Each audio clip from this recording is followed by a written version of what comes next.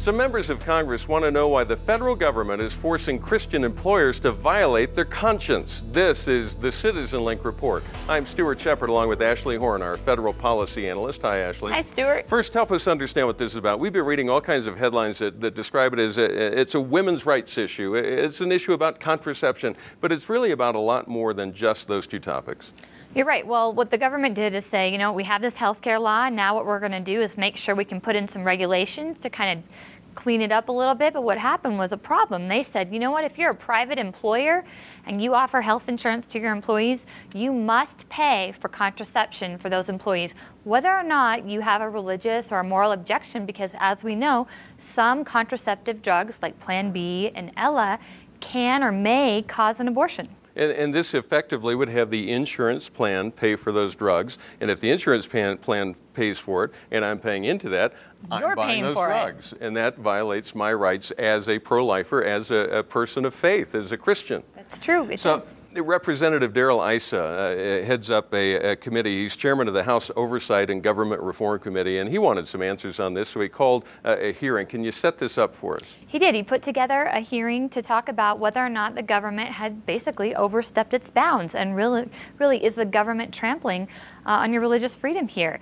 And I think the resounding answer was, yes, you are. You do not have a right to force employers over their religious or moral convictions to pay for possibly abortifacient contraceptives. Now, we want to give people a sense of how that hearing went, so we're going to show a little bit of video of it. This is Congressman James Lankford of Oklahoma. Listen to what he had to say. But today, this hearing is about, can this administration or any administration say, I know your doctrine, but I have a different doctrine, and you will change your doctrine to my doctrine, or I will fine you. That's what today is about. Can any administration step into a church and to say, I disagree with your doctrine, you will change it to mine?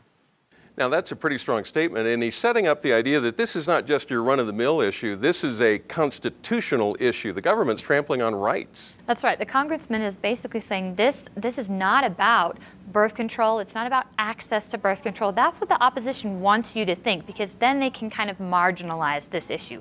The big problem here is, can the government step in and trample your religious freedom? And that is the crux of the issue. And it really, you phrased it well, because the idea here is, maybe this isn't an issue that you think, wow, that's not really impinging on my rights. I don't have a problem with that. Well, but what other religious freedoms do you have that you would be upset about if the federal government came in and said, no, we know more than you do, and we're going to tell you how to do this? That's true. You might think it's a small issue now, but how far are we going to let the government go in really taking away our religious freedom? Ashley, thank you for keeping us up to date on this and helping us understand all that it's about instead of just the little bit that the mainstream media tells us about. Thank you for watching. We always love hearing from you. You may write to us at mail@citizenlink.com. Give us your thoughts about this or your questions or comments. We're always open to your criticisms as well. Remember to pray for our elected officials as they try to navigate this whole thing. Pray for wisdom for them and clarity of thinking. And remember, stand tall and be heard.